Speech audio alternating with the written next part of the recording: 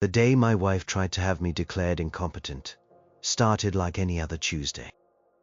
I woke up, kissed Sarah on the cheek, and shuffled to the kitchen for coffee. The mail was on the counter, a thick white envelope addressed to me. It wasn't a bill. It was from a law firm I'd never heard of, a fancy-sounding place with a name like Sterling, Pierce & Associates. I figured it was some kind of marketing thing, or maybe a scam. I tore it open. The first few lines didn't make sense. Petition for guardianship, it read, in Ray Mark Harrison. My name. Guardianship. For what? My heart started to beat a little faster. I skimmed down, and then I saw it.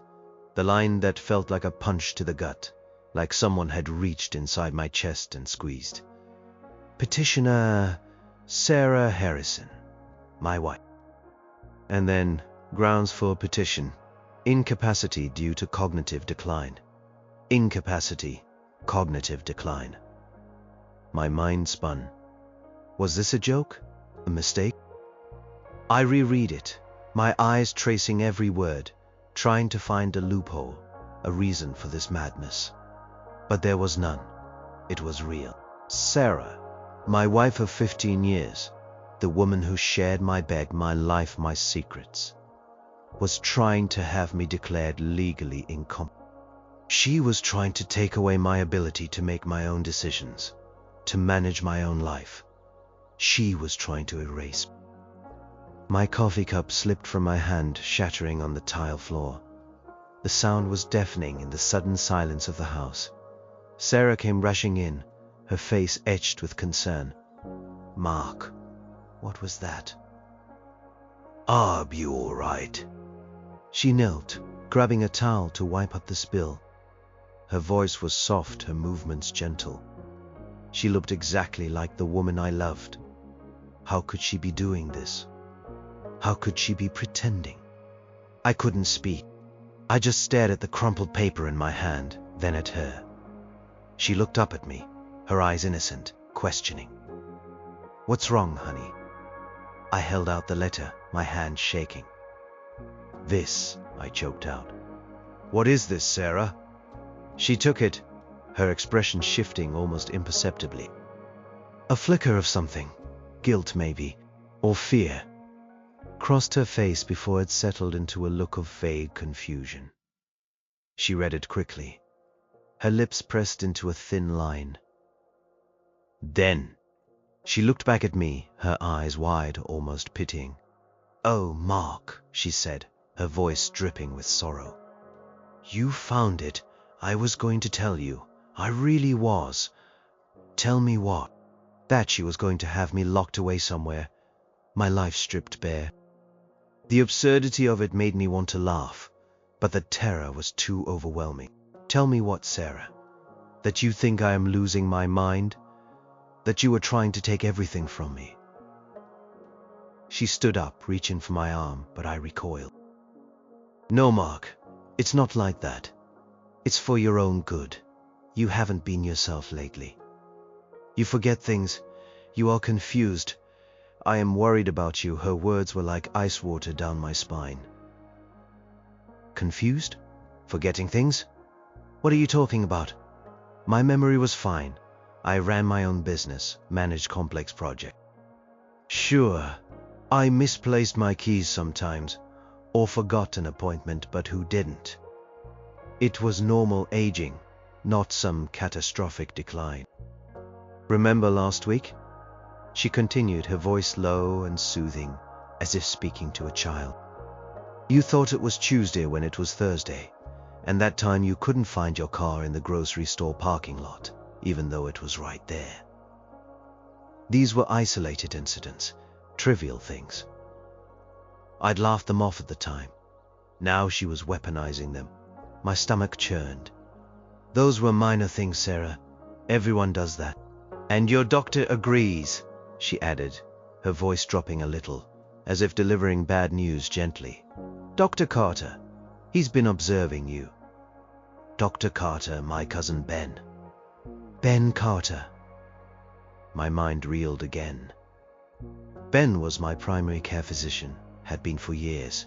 He was family. He knew me better than almost anyone. He wouldn't betray me. Would he?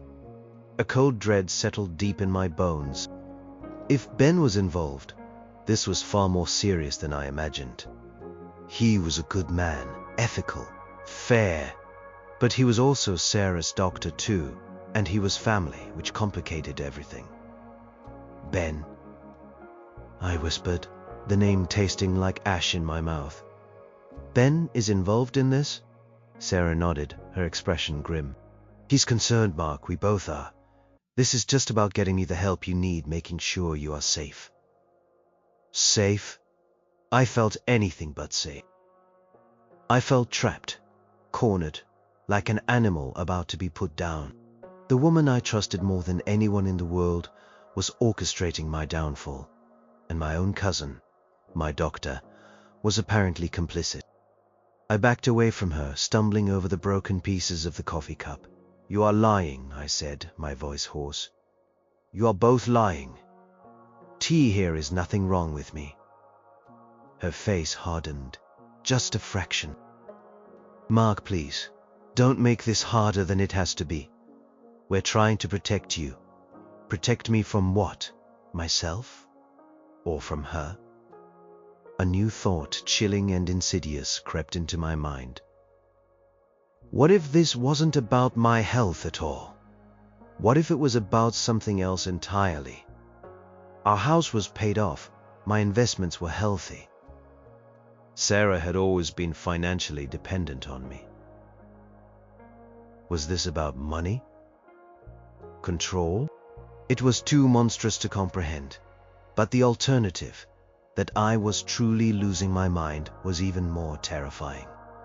I needed to talk to Ben. Immediately. I needed to hear it from him, to understand how my own flesh and blood could be part of this nightmare. I needed to see his face when I accused him of betraying me. I am going to call Ben, I declared, my voice shaking with a mixture of rage and fear. Right now. Sarah didn't try to stop me. She just watched me, her gaze unreadable, as I fumbled for my phone, my fingers trembling. The shattered porcelain on the floor reflected the harsh kitchen light, mirroring the broken pieces of my life. This wasn't just a legal fight. This was a battle for my sanity, my freedom, and everything I held dear. And it had just begun. My hands were still shaking as I dialed Ben's office number. The receptionist, Brenda, recognized my voice immediately. Mark, good morning. What can I do for you? Brenda, I need to speak to Ben. It's urgent. It's about a legal document I received. My voice was tight, strained. I could hear the tremor in it. There was a slight pause on her end. Oh. Mark. Yes, I'll see if he's available. Please hold. The O was telling. She knew, or she suspected. The whole world felt like it was conspiring against me. The music on the line was a cruel mockery of calm. Every second stretched into an eternity. I paced the kitchen, careful to avoid the glass shards. Sarah was still standing there, watching me, her arms crossed, her expression unreadable. I hated her in that moment with a visceral intensity I'd never known I was capable of. Finally, Ben's voice came through, sounding hesitant. Mark, Brenda said you called. Is everything okay? No, Ben, nothing is okay, I said, my voice rising. I just received a petition for guardianship from Sarah. It says I am cognitively in decline, and it says you agree. Is that true, Ben? Are you trying to have me locked up? There was a long silence on the other end. So long, I thought the call had dropped. Then, a sigh. A deep, heavy sigh. Mark, I didn't want you to find out like this. Sarah was supposed to talk to you first. Talk to me? About declaring me incompetent. You really think that's a conversation you just have over coffee? My anger flared, burning through the fear for a moment. How could you, Ben? You are my cousin, my doctor, you know me. I do know you, Mark, he said, his voice quiet, almost pleading. And I am worried about you. We've talked about some of your memory issues, your disorientation. Sarah's been keeping detailed notes. And frankly, some of the incidents she's described are concerning. Concerning? What incidents, Ben? Forgetting what I had for breakfast. Misplacing my glasses. I tried to keep my voice even, but it was cracked. Are you telling me you are genuinely going to testify that I am mentally unfit? Mark, my professional opinion is based on the information I've gathered and my observations during your checkups, he stated, his voice now sounding more like the clinical professional he was, less like my cousin. And yes, some of the patterns indicate a need for further evaluation. Sarah just wants what's best for you. She's worried. Worried? Or wants my money? I spat the words out. Ben, look me in the eye and tell me you truly believe I am losing my mind. Tell me you aren't being pressured by Sarah, or you don't have some other agenda. Another silence. Mark, that's unfair. My integrity as a doctor is at stake here. I would never falsify a medical opinion, not for anyone, not even for family. His words, intended to reassure, only fueled my panic. He wasn't denying it. He was confirming that he believed it. He was confirming that he would go through with this. So you are really going to do it, I murmured, the fight draining out of me. The thought of Ben, my cousin, standing in court, testifying against my sanity, was a betrayal that cut deeper than Sarah's. He was supposed to be my ally, my protector, the one person I could trust with my health. Mark, I am required to provide my honest medical opinion to the court, he explained, his voice softening again, a hint of genuine distress returning. It's not about taking anything from you. It's about ensuring your safety and well-being, and you have the right to challenge this, to get a second opinion. I encourage you to do so. You encourage me. I scoffed. You are the one opening the door for this. How am I supposed to get a second opinion when my own doctor, my own cousin, is leading the charge against me? I know this is difficult, Ben said, his voice filled with a practiced empathy that suddenly felt hollow. And I am sorry you are going through this, but I have to follow my professional obligations. Professional obligations? What about family obligations, Ben? What about loyalty? I yelled into the phone. I knew it was unfair to heap all my anger on him, but he was tangible. He was right there. Sarah felt untouchable, manipulative. Mark, please, he pleaded. Let's not make this personal. This is a serious medical and legal matter. I can't discuss the specifics of Sarah's concerns over the phone, but I assure you they are significant. Get a lawyer, Mark. Protect yourself. He sounded genuinely distressed, but his distress felt secondary to my own gut-wrenching despair. He was trying to sound helpful, but his actions were destroying my life. How could he not see that? How could he not care enough to question Sarah's motives? You are a part of this, Ben, I stated, my voice flat, empty of emotion. You are helping her. I don't know why, but you are. That's not fair, Mark, he retorted, a hint of frustration now in his voice. I am doing my job, and my job is to protect my patients and to provide accurate medical assessments. If I truly believed you were fine, I would say so. But based on the evidence presented to me and my own observations, I cannot. His words were a hammer blow. He truly believed it, or he was a very good actor.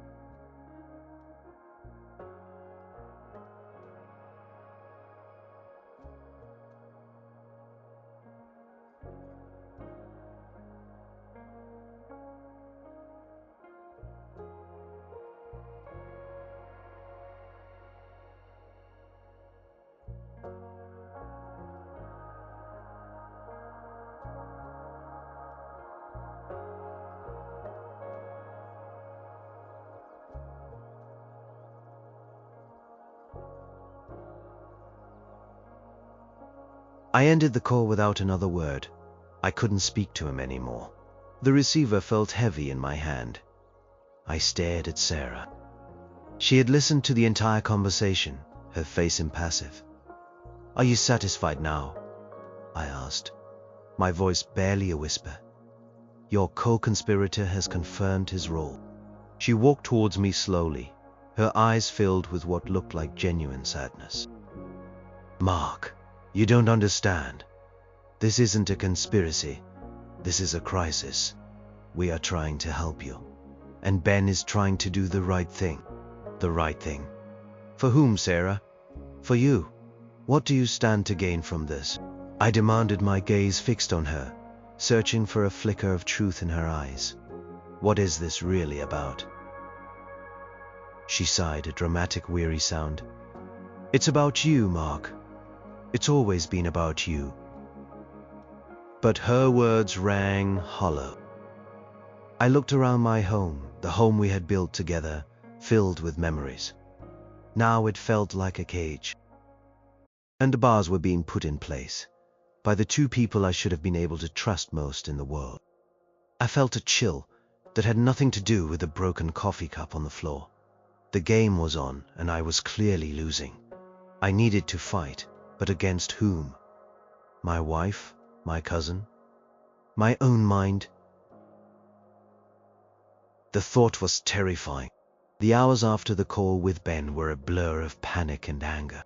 I paced the house, the petition for guardianship still clutched in my hand, its stark legal language a constant reminder of the abyss I was teetering over. Sarah kept trying to approach me, to talk, to explain, but her words felt like venom. I couldn't look at her, couldn't bear to be in the same room. The woman I had loved, the woman who shared my bed, was now a stranger, an enemy cloaked in familiarity.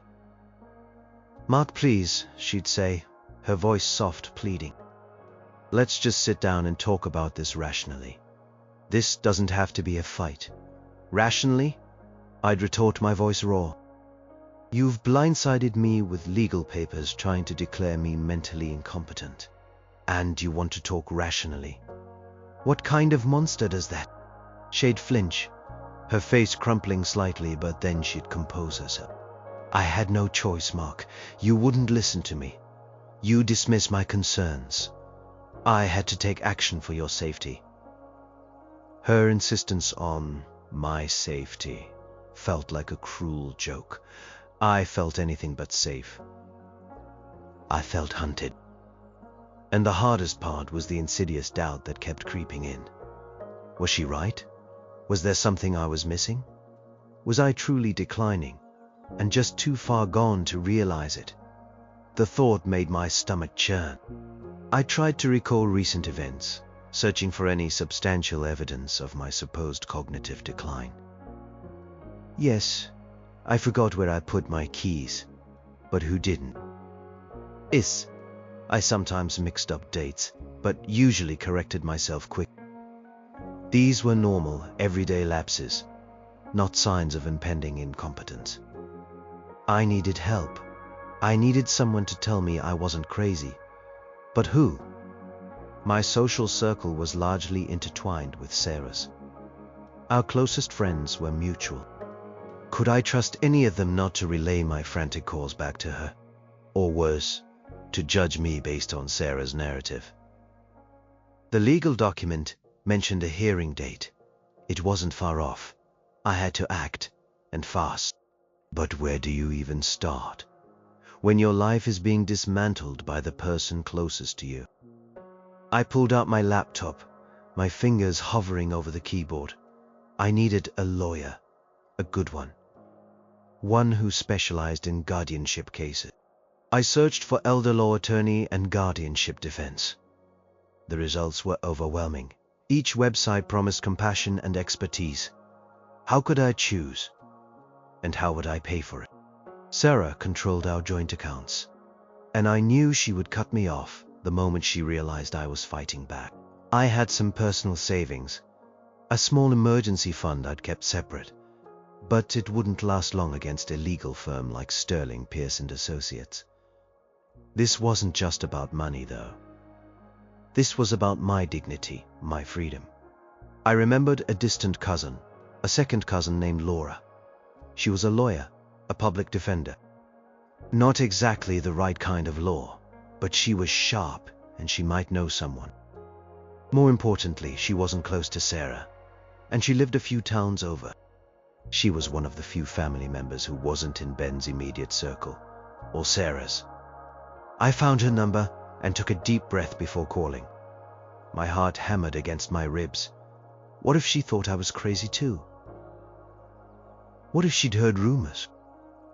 Answered on the third ring, her voice crisp and professional. Laura Harrison Reed.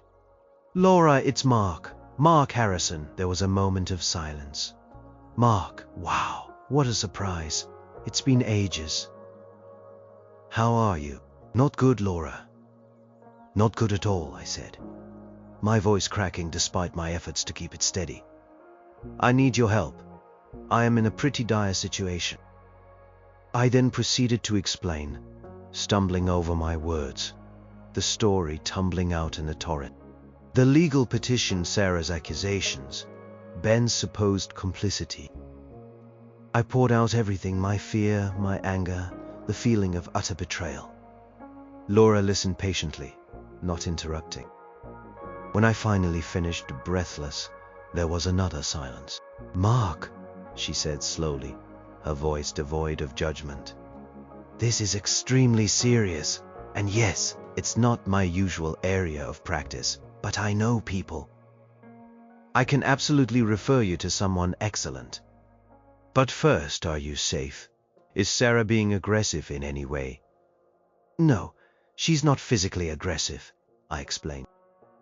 She's just cold, manipulative. She's acting like she's doing this for my own good. But I know that here is something else going on. I just don't know what. Okay, Laura said. Good. That's important. First step, don't say anything else to Sarah about this. Don't sign anything she puts in front of you. Don't agree to any further medical evaluations unless they are explicitly sanctioned by your own lawyer. And get a burner phone if you can, so she can't monitor your calls or texts. A burner phone. The idea felt so cloak and dagger, so absurd yet so necessary. This was my life now. I understand, I said, feeling a glimmer of hope. Just having someone believe me, someone who understood the gravity of the situation, was a lifeline. I'll make some calls today, Laura continued. I have a colleague, Sarah Jenkins. She's a bulldog. She'll fight for you. I'll explain the basics to her, but you'll need to tell her the whole story. And you'll need all the documentation you have, every piece of paper, every email, anything relevant. Thank you, Laura, I said, my voice thick with gratitude. Thank you so much. I don't know what I'd do without you. We'll figure it out, Mark, she said, her voice firm. And listen, this is going to be incredibly tough. Emotionally, mentally, financially. Sarah's lawyers will try to paint you as unstable, irrational. Every mistake you make, every lapse in memory, however minor, will be used against you. You have to be prepared for that. I swallowed hard. I wasn't prepared, but I had to be. After the call, I felt a strange mixture of relief and renewed dread. Relief that I had an ally. Dread at the thought of the battle ahead. I looked at Sarah, who was now sitting on the sofa, scrolling through her phone. She looked so normal, so harmless. How could this be happening? I decided to try and act as normal as possible around her, to gather more information. If she thought I was accepting my fate, maybe she'd slip up. It was a risky strategy, but what choice did I have? I was fighting for my freedom, my life. And I was starting to realize that the person I was fighting against might be far more dangerous than I had ever imagined. The silence in the house, broken only by the soft click of her phone, felt heavy with unsaid accusations and untold secrets. The storm was gathering, and I was in its eye. The next few days were a strange dance of deception and observation. I tried to act naturally around Sarah, feigning a defeated acceptance, hoping it would make her drop her guard. I'd nod vaguely when she talked about my well-being or getting the right care. Inside, my mind was racing, trying to recall every interaction, every conversation, every little detail that might reveal her true motivations. I noticed subtle changes. Sarah was on her phone constantly, more than usual. She'd step out of the room to take calls or speak in hushed tones if I walked in. She was also unusually attentive, almost hovering. She'd help me find things I hadn't lost, or remind me of things I hadn't forgotten, constantly reinforcing the narrative of my supposed decline. It was insidious, making me question myself even more. Was I being paranoid? Or was she really trying to gaslight me into believing I was losing it? One evening, I overheard her on a call in the hallway, her voice barely a whisper. "No, he's still resisting. It's frustrating, but Dr. Carter's report should be enough." She paused. "Yes, I know. It's difficult, but it has to be done. We can't wait much longer. The assets need to be secured." My blood ran cold. The assets need to be secured. There it was, the money. It wasn't about my health. It was about my financial independence, my investments, our paid-off house, all the things I had worked my entire life for. The realization solidified my resolve. This wasn't about care. It was about control, about theft. I waited until she was asleep that night. The house was silent, save for the rhythmic hum of the refrigerator. I crept out of bed, careful not to wake her. My goal: find anything that would expose her. Her phone, her computer, her financial papers. It felt like a violation, but she had violated me first, trying to steal my life. I started with her purse, nothing immediately obvious. Then her desk in the study. She had a locked drawer. I tried a few simple combinations. Birthdays, anniversaries, nothing worked. I felt a surge of frustration. Then I remembered. Years ago, when we first moved in, we'd found an old, ornate wooden box in the attic. Sarah had loved it, and she'd used it to store important papers, like old love letters, photos, and a few valuable pieces of jewelry. She'd always kept it hidden, somewhere she thought was clever. I remembered her saying once, "No one would ever look behind the false back of the linen closet." I walked silently to the linen closet in the hallway. It smelled faintly of lavender and detergent. I felt along the back panel, searching for a seam, a catch. And there it was, a small, almost invisible button. I pressed. A section of the back panel clicked open, revealing a shallow cavity. Inside, the ornate wooden box. My heart was pounding a frantic rhythm against my ribs. I pulled the box out carefully, quietly. It wasn't locked. Inside, on top of some old letters, was a thick folder. It was labeled Mark, Medical and Legal. I opened it, my hands shaking. Inside were copies of my own medical records, pulled from Ben's office. And not just recent ones, records going back years, highlighting any minor ailment, any forgotten prescription, any time I mentioned feeling tired or stressed. There were also meticulously detailed notes, written in Sarah's neat handwriting, chronicling every single one of my supposed incidents of cognitive decline. Mark mistook the mailman for the UPS guy. 10:14. Couldn't remember the name of that actor in that movie, 11:2. Forgot to turn off the porch light before bed, 12:19. They were all trivial, everyday occurrences. But in her notes, they were framed as evidence of a rapidly deteriorating mind. She had been building this case for months, maybe even a year. The thought made me sick. It wasn't sudden. It was premeditated. And then I saw it. Tucked beneath the stack of my medical records was a separate document. It was a will. Not my existing will, which left everything to Sarah but was explicit about my assets being handled by a trusted executor. If she passed before me, this was a new one.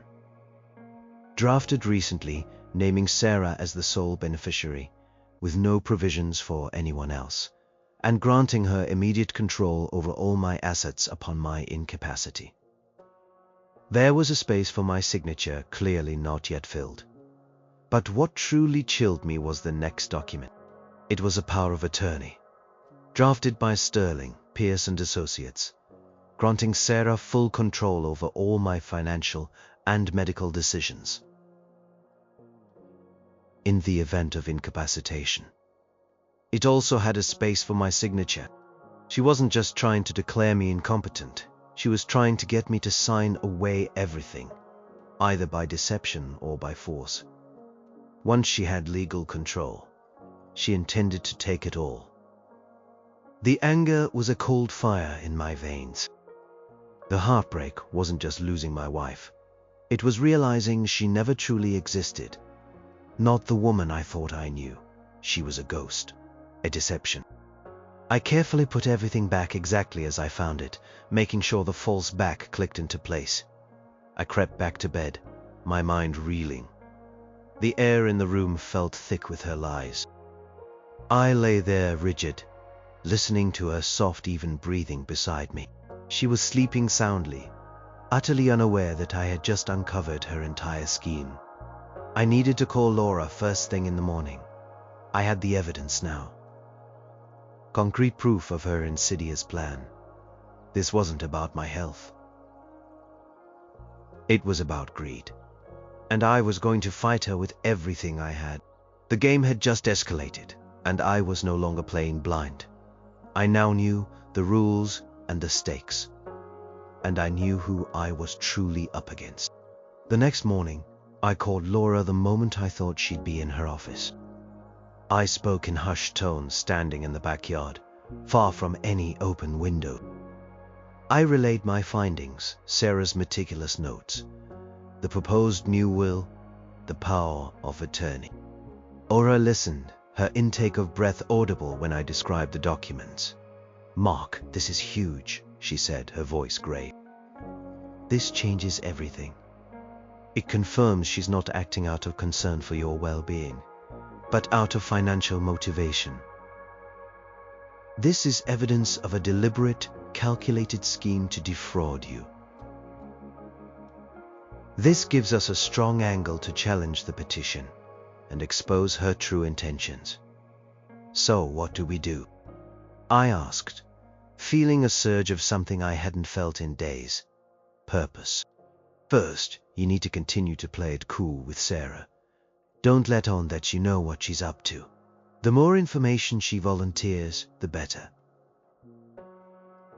Second, we need to meet with Sarah Jenkins, my colleague, as soon as possible.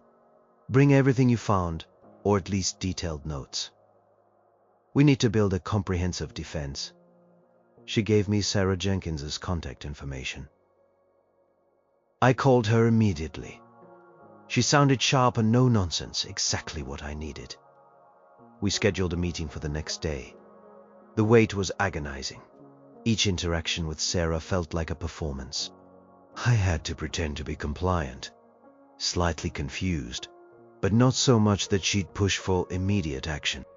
I found myself deliberately making minor mistakes that weren't on her list, just to see if she'd add them. She did.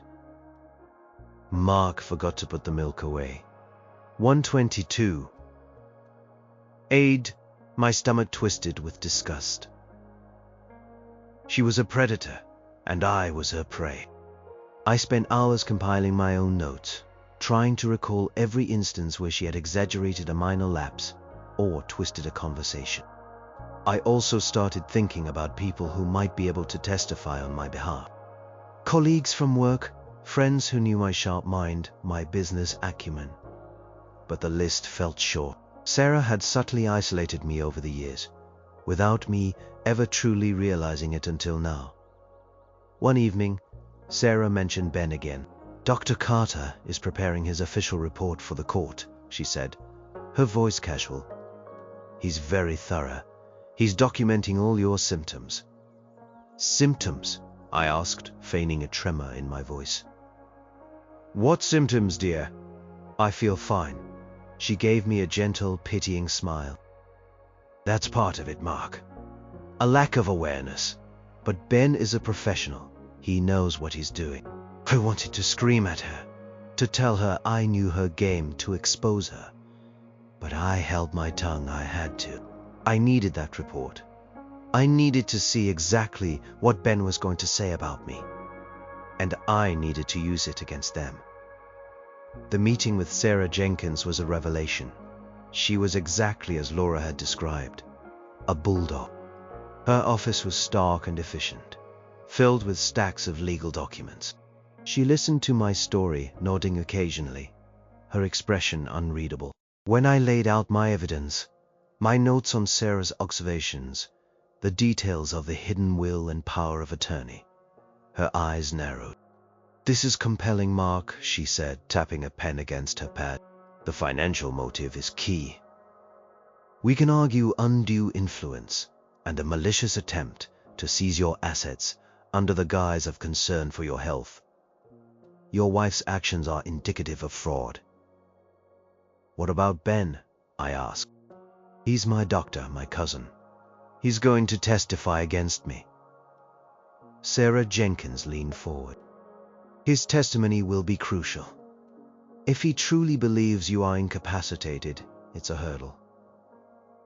However, if we can demonstrate that his medical opinion was unduly influenced by Sarah, or that his observations were based on her biased accounts rather than objective clinical findings, we can weaken his testimony. We'll also demand his full medical notes, not just the summary he provides for the court. We need to see every single observation, every test he ran. And when can he just provide whatever Sarah tells him?" I asked, my voice laced with bitterness. "Legally, he has an ethical obligation to be objective," she explained. "But doctors are human. They can be misled, especially by a concerned spouse providing a narrative. We'll challenge him on his methodology, his tests, his diagnoses, and we'll demand an independent medical evaluation by a neutral third party." This was it. A plan, a fighting chance. "We also need to paint a picture of who you are, Mark," Sarah Jenkins continued. "Your work, your hobbies, your interactions with others.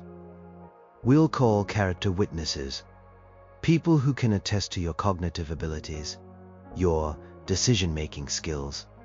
Think about everyone who knows you well. Your colleagues, business partners, old friends, anyone who has seen you operate recently and can say you are fully functional." It was a daunting task. My circle had shrunk, and the thought of reaching out to people and explaining this nightmare was terrifying. But I had to. My life depended on it. Over the next few weeks, I meticulously documented every aspect of my life. I went to work, performed my tasks with renewed focus, double-checked everything. I made sure to interact with colleagues, to show them I was sharp, engaged. I started calling friends I hadn't spoken to in a while, arranging casual meetups, testing the waters, slowly, carefully, gauging who I could trust. Some were shocked, some were sympathetic, some were clearly uncomfortable, having already heard a version of Sarah's story. But a few, a precious few, expressed genuine concern and offered their support. My business partner, David, was invaluable. He had seen me navigate complex deals, manage employees, and make critical decisions, all within the last few months. He knew I was competent. "This is insane, Mark," David said when I finally confided in him. "You are sharper than half the people on our board. Sarah must have an ulterior motive. We'll fight this." His unwavering belief was a balm to my raw nerves. As the hearing date approached, the pressure intensified. Sarah's lawyers sent interrogatories, a long list of questions designed to trip me up, to make me sound confused or evasive. Sarah Jenkins helped me craft my answers, making sure they were clear, concise, and demonstrably sane. Then came Ben's deposition. It was conducted in a conference room with lawyers from both sides present. I wasn't there in person, but I would receive the transcript. I spent the night before the deposition restless, dreading what he would say. Would he fully betray me? Or would he find a way to honor his professional ethics without completely destroying my life? This was the pivotal moment for our relationship. I knew he was in an impossible position, but I still couldn't forgive him for being part of this. The waiting was agony. Transcript of Ben's deposition arrived 3 days later. I ripped open the envelope, my hands trembling, and began to read. Sarah Jenkins was on the phone with me, ready to walk me through it. Ben's testimony was God. He didn't outright declare me incompetent in black and white terms. Instead, he presented a series of observations and Sarah's reports. He talked about my occasional memory lapses, my difficulty with complex problem solving under stress, and my increasing reliance on Sarah for day-to-day tasks. He also mentioned my denial of these issues, which he presented as a symptom of the cognitive decline itself. He's hedging, Sarah Jenkins explained over the phone. He's using clinical language that sounds neutral, but still supports Sarah's petition. He's not outright lying, but he's interpreting everything in a way that benefits her case. He described specific incidents. The time I forgot my wallet at home before a business trip. It was once, and Sarah had brought it to me. The time I momentarily forgot a colleague's name. We were at a large convention and it was a new hire. The time I had trouble logging into my email. A technical glitch, not my memory. He framed these as patterns, as a concerning progression, but then a crucial detail. When pressed by Sarah Jenkins' associate about the objective medical tests he had conducted, Ben admitted they were limited. He had performed a basic cognitive screening, which he stated showed some mild impairment, but he had not ordered a full neuropsychological evaluation. He had also not referred me to a specialist for a definitive diagnosis of dementia or any other cognitive disorder. "This is good, Mark," Sarah Jenkins said, her voice firm. "He's admitting he hasn't done a full conclusive diagnosis. That's a huge crack in their case. It means his opinion is not based on comprehensive testing, but largely on Sarah's anecdotal reports and his own limited observations." He was clearly uncomfortable throughout the deposition, often pausing, choosing his words carefully. He mentioned his familial relationship with me, stating that it made the situation personally difficult, but that he felt a professional obligation to report his findings. It was a tightrope walk for him, balancing his duty with what must have been his conscience. He didn't condemn me outright, but he didn't exonerate me either. He presented a picture that could be interpreted either way, depending on the judge's perspective. The heartbreak for me wasn't that he was actively trying to ruin my life, but that he was so easily swayed by Sarah's narrative, or that he was so unwilling to truly investigate before siding with her. Chose the path of least resistance, or perhaps the path he genuinely believed was his duty, even if it meant betraying me by omission rather than direct falsehood. "He's playing it safe," Sarah Jenkins concluded. "He's trying to protect his license and his relationship with both of you, which is impossible. But the fact that he didn't conduct full tests and relied so heavily on Sarah's reports opens him up to questions about his bias and the thoroughness of his evaluation. We'll use that." We worked tirelessly in the days leading up to the hearing. Sarah Jenkins had arranged for me to undergo an independent neuropsychological evaluation with a highly respected specialist. The tests were grueling, Hours of puzzles, memory tasks, language assessments. It felt like an interrogation of my own brain, but I pushed through, determined to prove my sanity. The specialist report arrived just a day before the hearing. It was definitive. No evidence of cognitive impairment or dementia, it read. Patient exhibits normal cognitive function for his age. There were a few minor age-related quirks, but nothing that warranted an incompetence declaration. "This is our trump card, Mark," Sarah Jenkins declared, her voice radiating confidence. "This is objective, independent evidence that directly refutes Ben's limited assessment and Sarah's claims. This is what we needed." I felt a surge of triumph, but it was quickly tempered by the realization that this was just one battle won. The war was still ahead. The night before the hearing was sleepless. I lay awake, replaying every conversation with Sarah, every moment of betrayal. I thought about the years we'd spent together, the dreams we'd shared, all shattered by her greed. I thought about Ben, my cousin, caught in the middle, and how our relationship might never recover. The emotional toll was immense. I was fighting for my freedom, but the cost was the destruction of my entire past. I remembered a small, quiet moment from years ago. Sarah and I were walking on the beach, hand in hand, the waves crashing gently. She had leaned her head on my shoulder and said, "I'll always be there for you, Mark. Always." The memory twisted in my gut, a bitter mockery of her words. The sun finally rose, casting a pale light into my bedroom. This was it. The day of reckoning. I would walk into that courtroom, not as a victim, but as a man fighting for his life, his dignity, and his sanity. I would face Sarah, and I would face Ben, and I would tell my truth. No matter the outcome, I would fight until my last breath.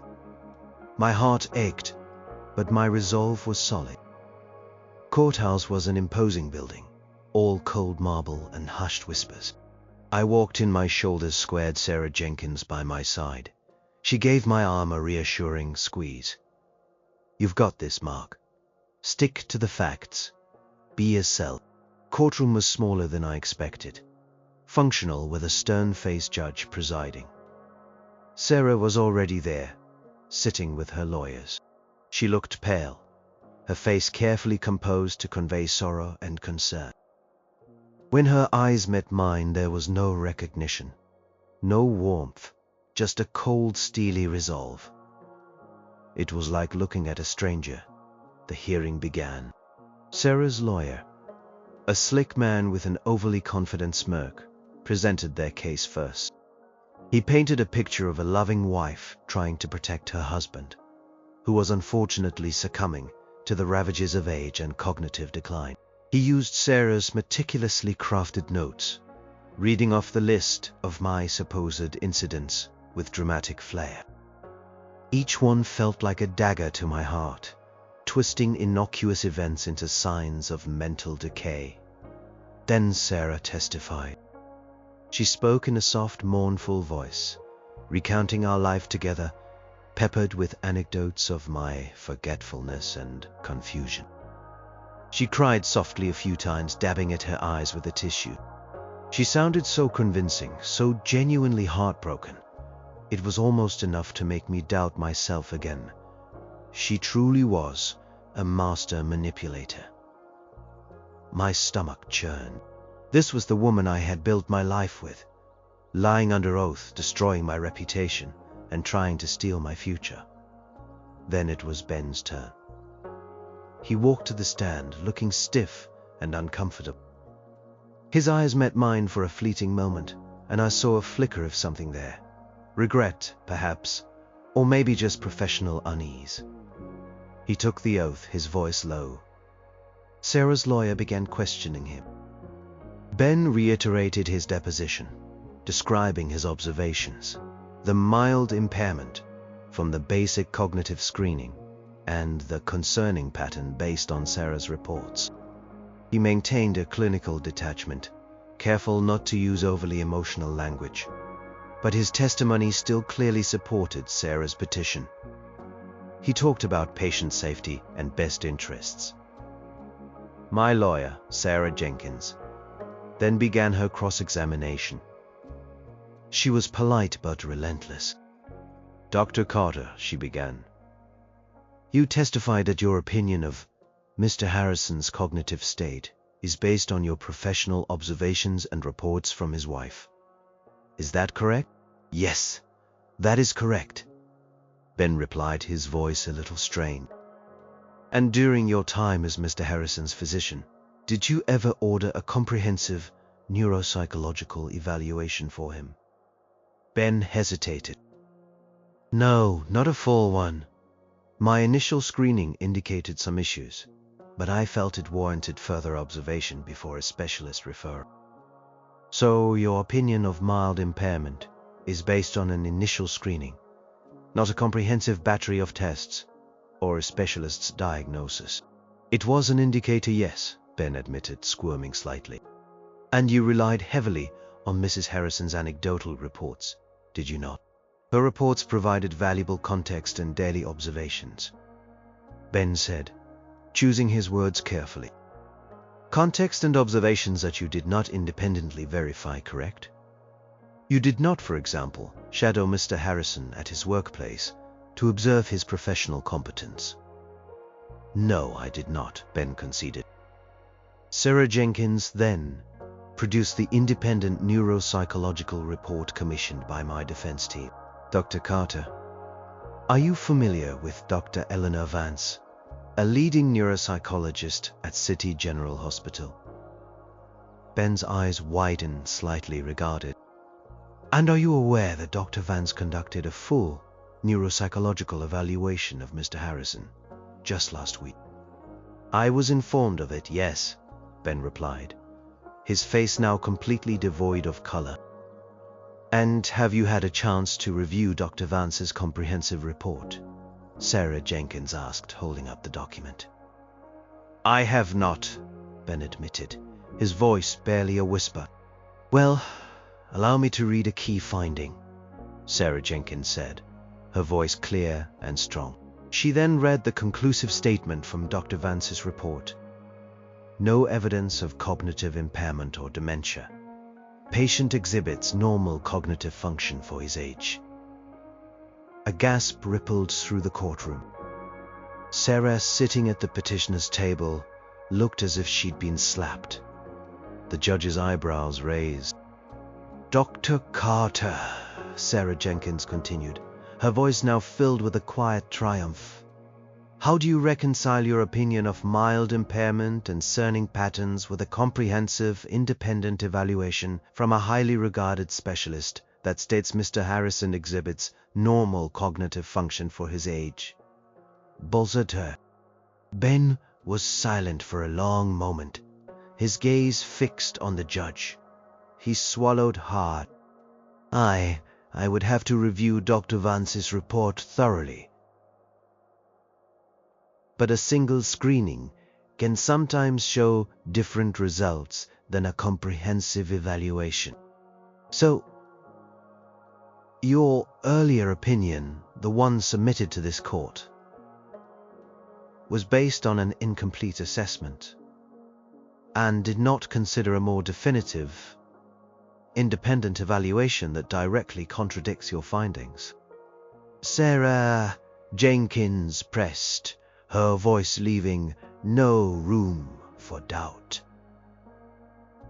Ben was trapped. He looked utterly defeated. It was an admission of error, a retreat from his earlier stance. It wasn't an apology, but it was enough. He hadn't fully betrayed me in the end. His ethics, however, reluctantly, had won out over Sarah's influence. Finally, it was my turn to testify. I walked to the stand, my head held high. I looked directly at the judge, then at Sarah, who now avoided my gaze. I spoke calmly, clearly, recounting my daily life, my work, my interactions, and how Sarah had systematically tried to undermine me, twisted facts, and then the chilling discovery of the hidden will and power of attorney. I presented my side of the story, not as a victim, but as a man who had been targeted, manipulated, and betrayed by the person he loved most. My voice didn't waver. I spoke of the pain, the fear, and the absolute certainty that I was competent, sane, and fully capable of managing my own life. When I finished, the courtroom was silent. I had laid bare the ugly truth of Sarah's deceit. The ball was now in the judge's court. The judge announced a brief recess before rendering a decision. The air was thick with tension. Sarah's lawyers looked furious. Sarah herself sat frozen, staring blankly ahead. Ben avoided eye contact with everyone. Sarah Jenkins gave me a small, confident smile. "You did beautifully, Mark. We've given the judge everything she needs." When the judge returned, the rustle of robes was the only sound. She cleared her throat. "This court has reviewed the petition for guardianship concerning Mr. Mark Harrison. We have heard testimony from the petitioner, Mrs. Sarah Harrison, and from Dr. Benjamin Carter. We have also considered the extensive evidence presented by Mr. Harrison's counsel, including the comprehensive, independent neuropsychological evaluation from Dr. Eleanor Vance."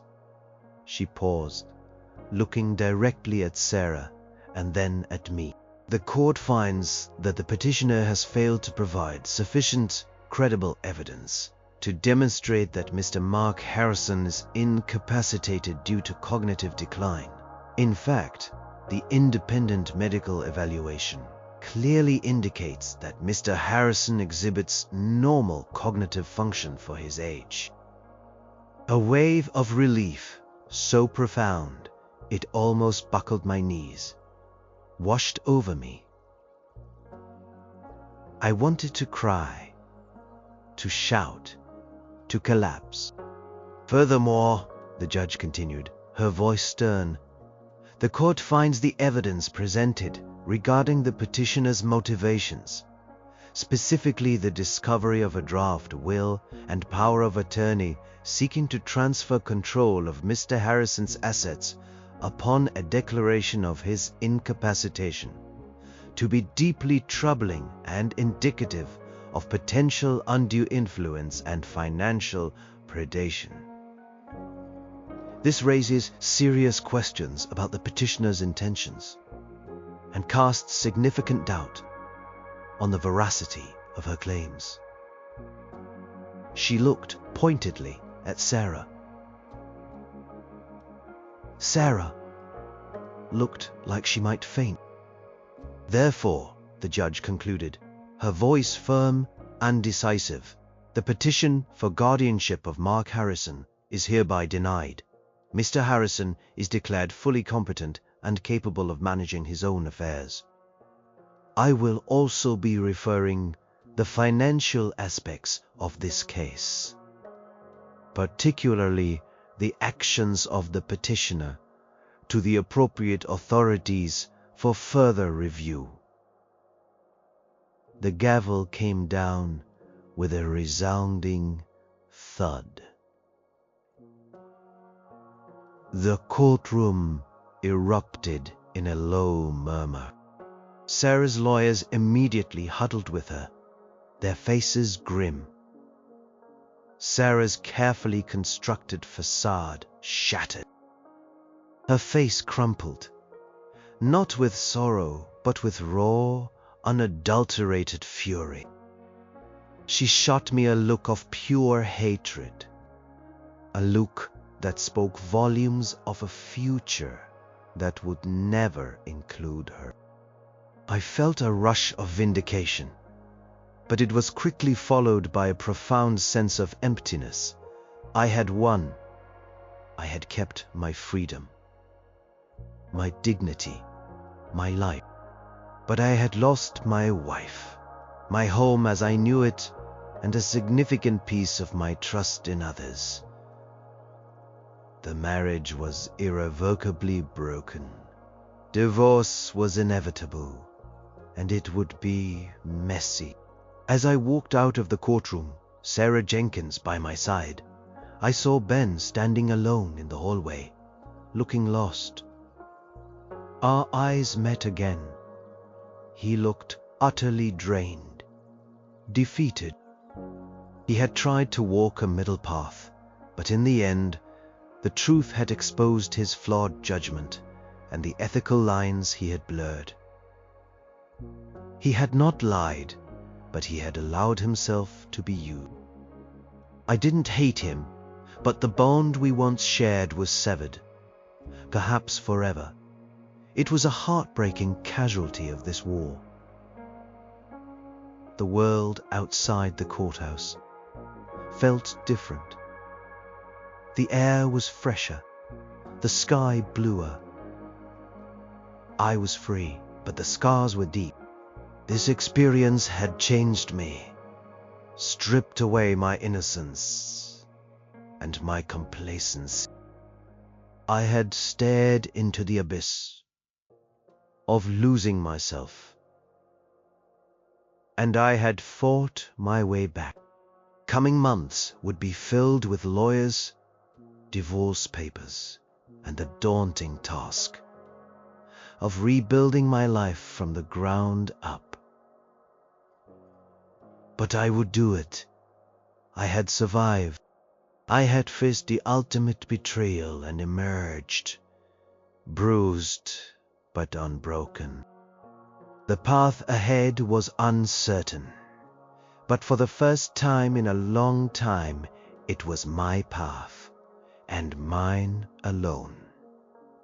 And that, in itself, was a victory.